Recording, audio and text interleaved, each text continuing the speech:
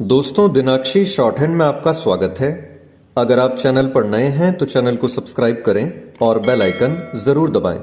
इस डिक्टेशन की पीडीएफ और एडवांस आउटलाइंस आप हमारे पेड बैच से प्राप्त कर सकते हैं। हमारे पेड बैच में आपको प्रतिदिन सभी डिक्टेशंस की एडवांस आउटलाइंस और वाक्यांश प्राप्त होते हैं।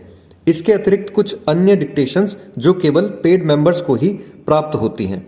अगर आपको पेड बैच के बारे में संपूर्ण जानकारी प्राप्त करनी है तो आप डिस्क्रिप्शन बॉक्स में दिए गए मोबाइल नंबर पर व्हाट्सएप कर सकते हैं।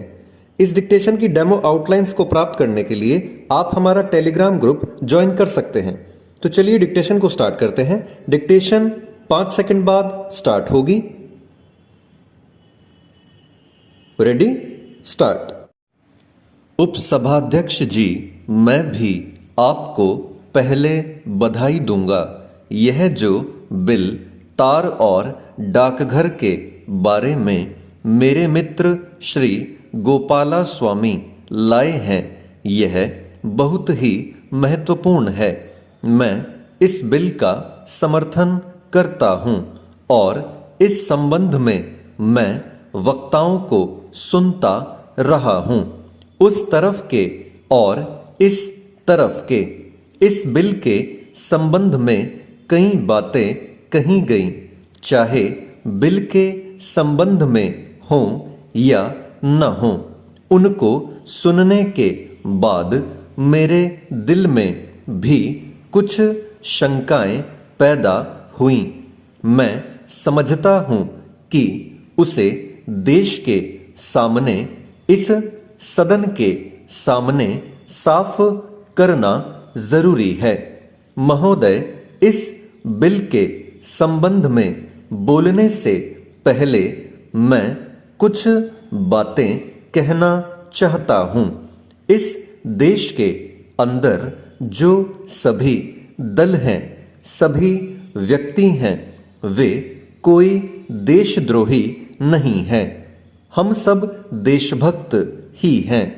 हम सब सदस्य जो इस सदन के अंदर हैं या सभी दल जिनको इस सदन के अंदर सदस्य चुनकर भेजा है, सभी दल और सभी नेता देशभक्त हैं, देशद्रोही नहीं हैं, गद्दार नहीं हैं। मैं इस चीज को साफ कर देना चाहता हूं कि किसी माननीय सदस्य का या किसी राजनीतिक दल ने जिस सदस्य को यहां भेजा है उसको गद्दार कहना या देशद्रोही कहना, यह कोई अच्छी बात नहीं है। यह शोभा नहीं देता है। यह न सिर्फ इस सदन का अपमान है, सदन के सदस्यों का अपमान है, बल्कि पूरे देश की जनता का अपमान है। किसी सदस्य को देशद्रोही या गद्दार कहना मैं समझता हूं ठीक नहीं है। दूसरी चीज यह है कि आज देश की जो परिस्थिति है वह हम सभी जानते हैं और सभी यह चाहते हैं कि देश के अंदर शांति बनी रहे, देश शक्तिशाली बने, ताकतवर बने। हम प्रजातंत्र में हैं। आप आज सत्ता में हैं। जनता ने आपको चुनकर भेजा है। हम जनता की बात की कद्र करते हैं। आपको गद्दी पर बैठने का हक है। प्रजातंत्र में आप कुछ दिन रहेंगे, इसमें दूसरा दल आ सकता है, लेकिन कोई दल सत्ता में रहे जिसको जनता ने कुर्सी पर बैठा दिया, उसको मनमानी करने का अधिकार नहीं है। किसी पार्टी को, किसी सरकार को यह अधिकार नहीं है, बल्कि सारे देश की जनता और जो उस दल के लक्ष्य हैं, सिद्धांत हैं, उसको नजर में रखते हुए उसे काम करना है।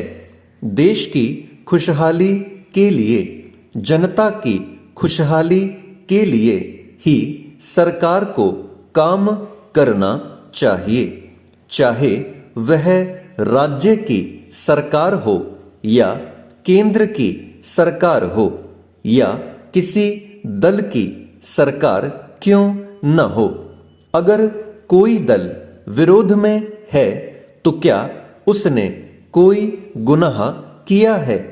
कल आप विरोधी दल बन सकते हैं। जनता किसी दल को सत्ता में रखती है, किसी दल को विरोध में रखती है, तो यह कहना कि सारे विरोधी दल गद्दारी कर रहे हैं या देश के दुश्मन हैं, यह कोई ठीक बात नहीं है। हाँ, आप अपने दल के नेता की तारीफ कीजिए, उनको भला कहिए, इसमें कोई बुरी बात नहीं हो सकती। चेंज महोदय, मैं समझता हूं कि ऐसी ताकतें इकट्ठी हो रही हैं जिनसे खबरदार रहने की जरूरत है। बाहर की ताकतें भी जोर लगा रही हैं। मैं सांप्रदायिकता के बारे में भी जिक्र करना चाहता हूं। सांप्रदायिकता ऐसी बीमारी है जिसका इस्तेमाल लोग सियासी ताकत हासिल करने के लिए करते हैं। मैं पिछली दफा कह चुका हूं और वचनबद्ध हूं कि इस बात के लिए कि राजनीति और धर्म को अलग अलग करने की जरूरत है। अगर यह नहीं होगा तो बहुत बड़ी समस्या होगी।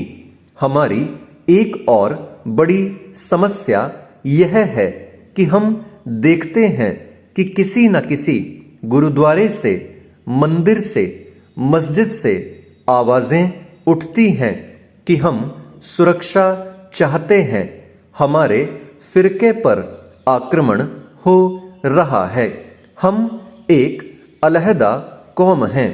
100 बातें कहते हैं। जो बातें कही जाती हैं उनका अर्थ यही है कि हिंदुस्तान को कैसे तोड़ा जा सकता है, हमारी कौम कैसे आगे बढ़ सकती है, कैसे दूसरे पर अधिकार कर सकती है और कैसे सियासी ताकत हासिल कर सकती है। राष्ट्रपति के अभिभाषण में पंजाब के बारे में जिक्र आया। मैं उस पर भी कहना चाहता हूं कि यह आसान बात नहीं है। मुश्किल हालातों में हमारे प्रशासक उसकी पूरी तरह से देखरेख कर रहे हैं। यह ठीक है कि इसका सियासी मसला हल करने की जरूरत है, लेकिन वहां जो ताकत है, अकाली दल जो कहता है, वह मैं अर्ज करना चाहता हूं। आपको बताऊंगा, बाहर की दुनिया में अंतर्राष्ट्रीय तौर पर कि हमारे खिलाफ आतंकवाद के नाम पर क्या क्या हो रहा है। यह भी अलहदा बात है। मैं कहना चाहता हूं कि जो ताकत अपने आप को दल कहती है, यह 2 हिस्सों में तकसीम है। वे कहते हैं हमको सरकार दो। अब सरकार किसको दें, यह खुद उनको पता नहीं लगता है। यह खुद उनको पता नहीं लगता कि सरकार किसने बनानी है, किसने नहीं बनानी है। वे यह कहते हैं कि जो सिख हरियाणा में रहने वाले हैं उनको चाहिए कि वे देवीलाल जी की मदद करें। किस बात के लिए बताएं तो सही, बातें तो खुद कहीं उन्होंने, झगड़े डाले हुए हैं वे हम पर थोपते हैं। लुधियाना में उन्होंने कांग्रेस सम्मेलन किया, उसमें आतंकवाद के खिलाफ एक बात नहीं उठाई, एक शब्द नहीं कहा कि आतंकवाद बुरा है। आतंकवाद क्यों है? जो ऐसी गतिविधियां करते हैं हम उनका मुकाबला करेंगे। छोड़िए उनका मुकाबला करने की बात, उनकी जुबान से वह नहीं निकलता। आज सरदार बादल से पूछा गया, जरा बताइए तो सही, यह आतंकवादी जो बेगुनाहों को मारते हैं, आप उनके खिलाफ क्यों आवाज नहीं उठाते? वे कहते हैं कि हमें क्या पता है कि कौन निर्दोष है और कौन दोषी है। यह पता नहीं जिस गरीब के ऊपर जो अपनी दुकान में बैठा हुआ है उस पर गोली चलाई जाती है, जिस राह चलते पर गोली मार दी जाती है वह पता नहीं कौन है। मैं कहता हूं कि पाकिस्तान से हमारी दोस्ती होनी चाहिए हर कीमत पर। स्टॉप।